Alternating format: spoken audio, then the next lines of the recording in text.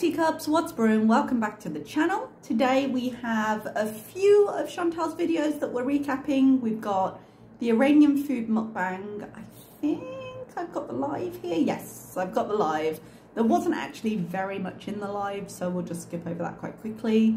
And we've got the Raising Cane's. If I have any weird cuts anywhere, my phone might have gone off because I'm waiting for a call for customer service from Pan Emirates. Actually, I think it's called Pan Home now, about a delivery of a dining table that I ordered that apparently now doesn't exist.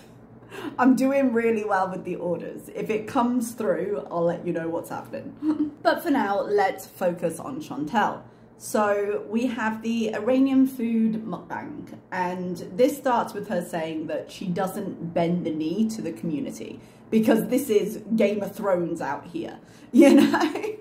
And she seems any change, even a positive change that would benefit her, if someone else told her, oh, it would be a good thing to do, and she does it, she sees it as a defeat. So for that reason, she has to make sure that she emphasizes, I don't do what I'm told, because a lot of people said that the trip to Canada was a really stupid idea, and they listed a lot of problems with the trip to Canada, and we talked a little bit about them in terms of the costs and things like that, and all of the responsibilities she has in Canada. And we had a little conversation about the potential addiction issues that are far more accessible to her in Canada. So it doesn't surprise me that she spends the first few minutes emphasizing that she makes her own choices, that she doesn't bend the knee to the community, because she doesn't want to seem like she's bowed to pressure, even though I think most of us knew this is how this was going to go.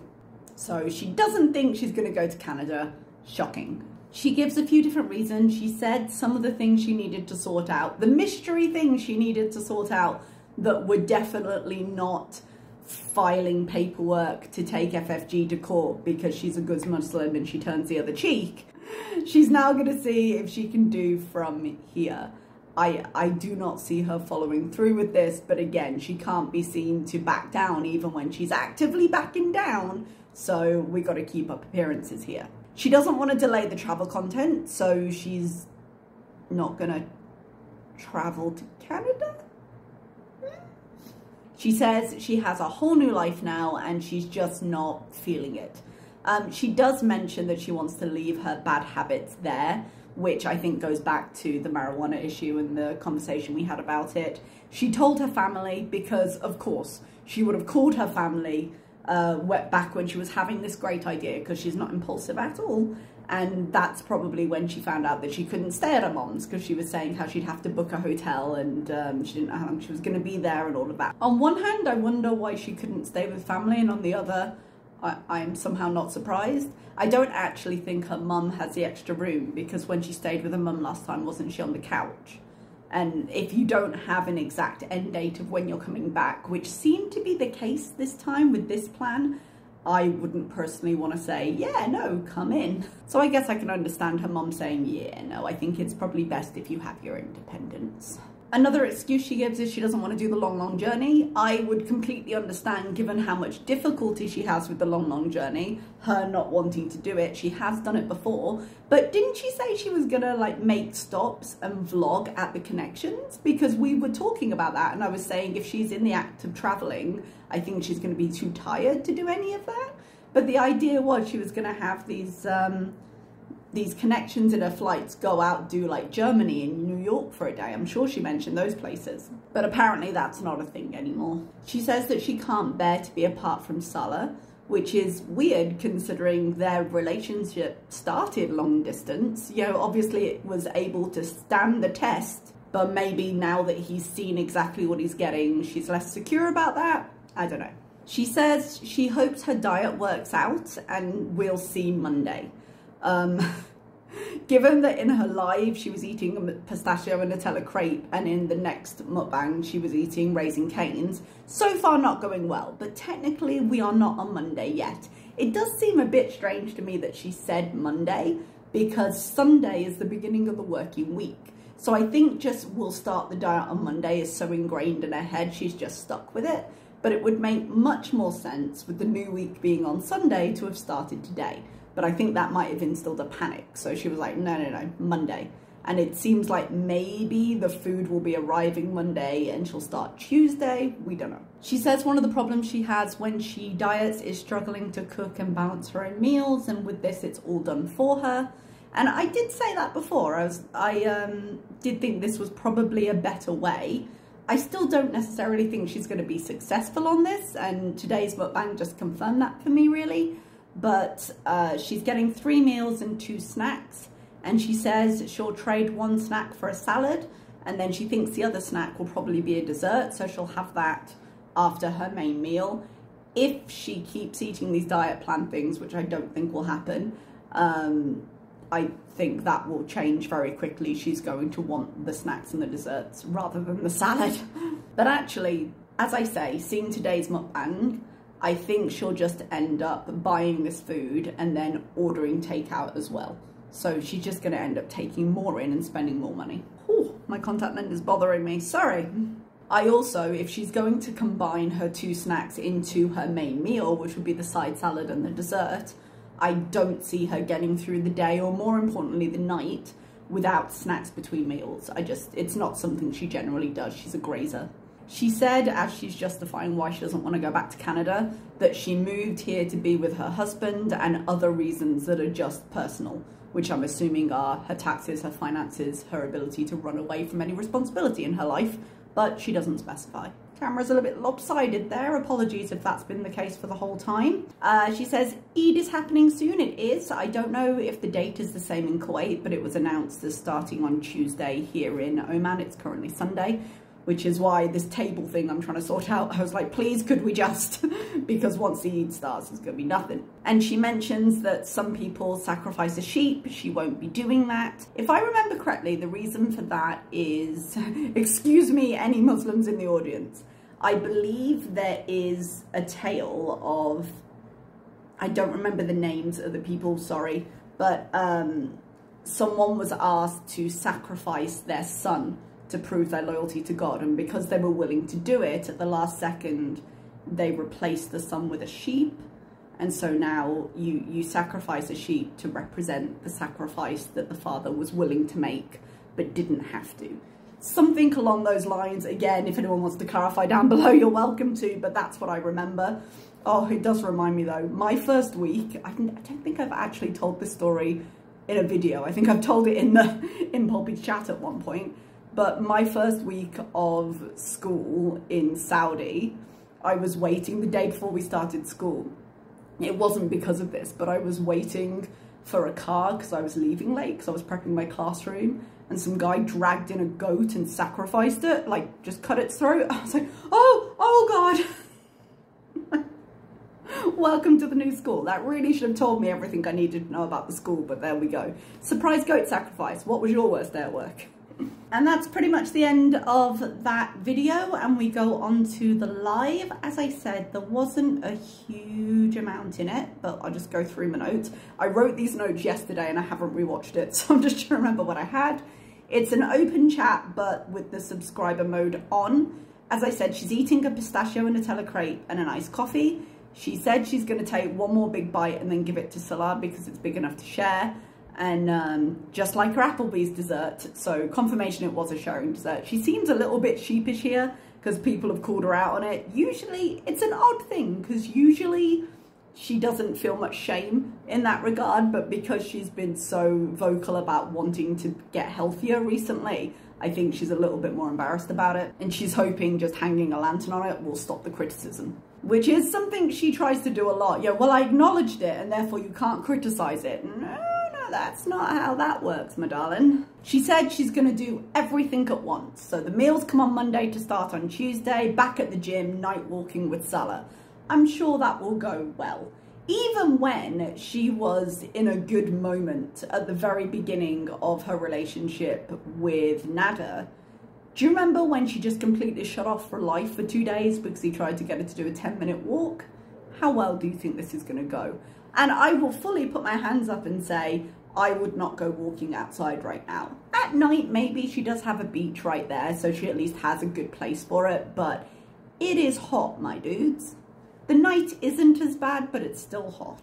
She doesn't seem to particularly like moving around her apartment, let alone moving around outside. She doesn't want to waste the money she spent at the gym because it's expensive here. God, if it's like Oman, yes, it is expensive. I guess her back is better, magically, I guess. Someone asks about travel and she begins to answer and then deflects into something else and pretends to forget to go back. No Canada, she affirms. A lot of things can be done online, so I'll deal with it, whatever it may be, remotely if I can. We will see. I don't think FFG is sweating over it at this point. I doubt she's going to do anything at all if her language is still stuck on if it can. I don't think she's going to do anything at all if language like if I can is telling us anything. She is a very passive person. She waits for things to come to her, like her YouTube manager and following up the reports. If they gave a shit, they would probably come back and follow up with her. They probably don't. And with the history of reporting on her channel, they're probably not likely to take her as seriously. But she's not going to follow that up. She might occasionally rage and send a message, but she'll wait and nothing will happen. She says we're going to pick somewhere or go somewhere.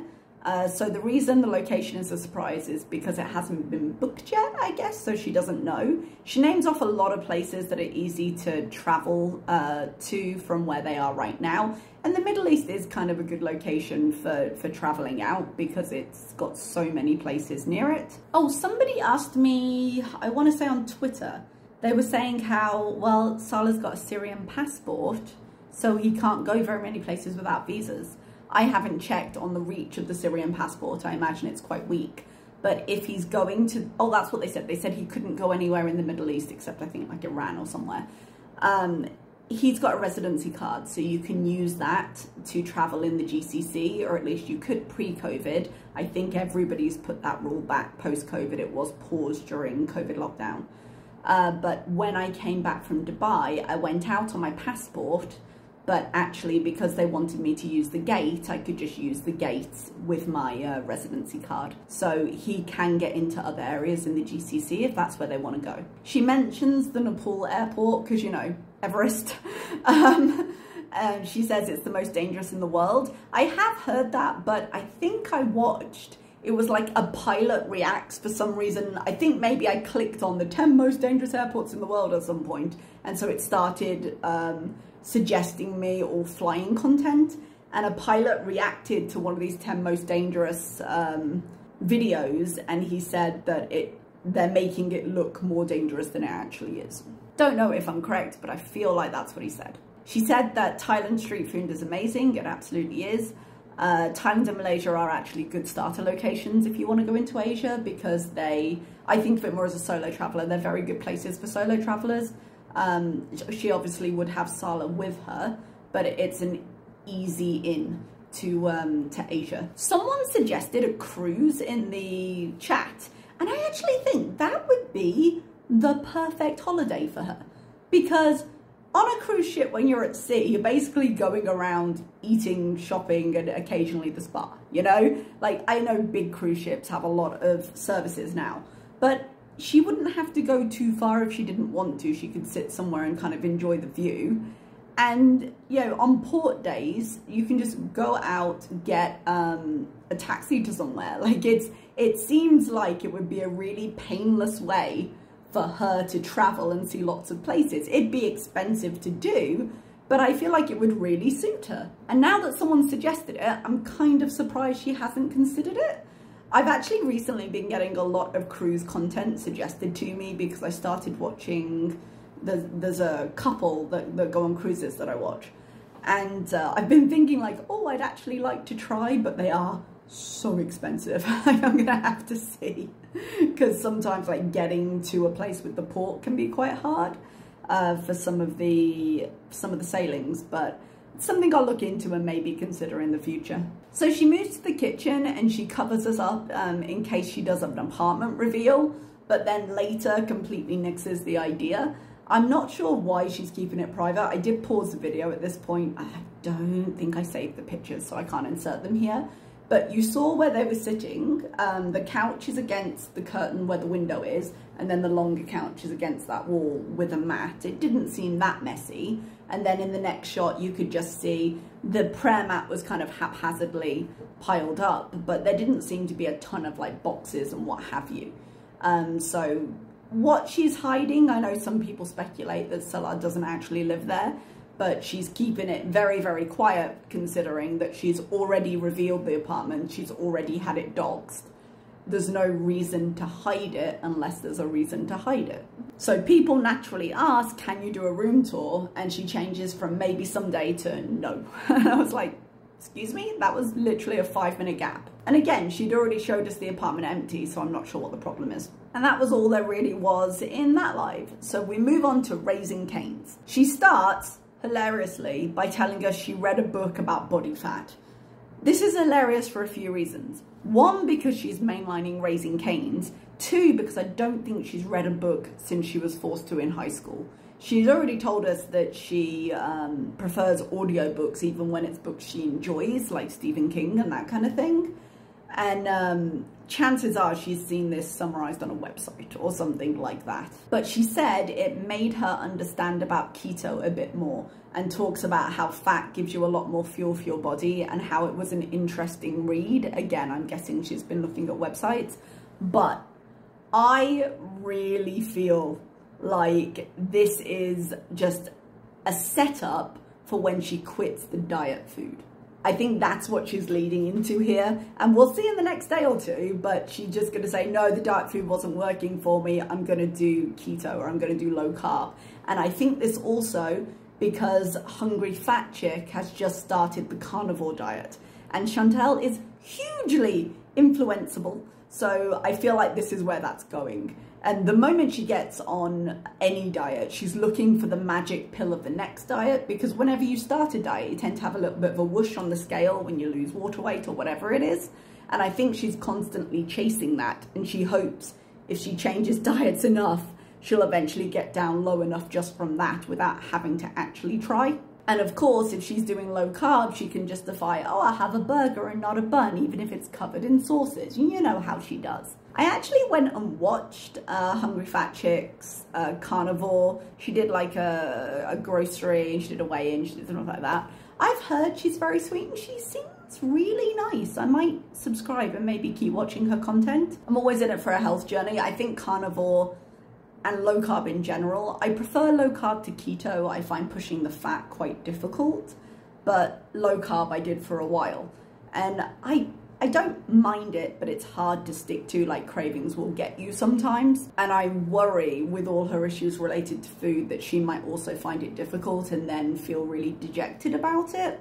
But I hope she does really well, and I'm gonna keep following it. Chantal has downloaded Sims 4. She's gonna do gaming content.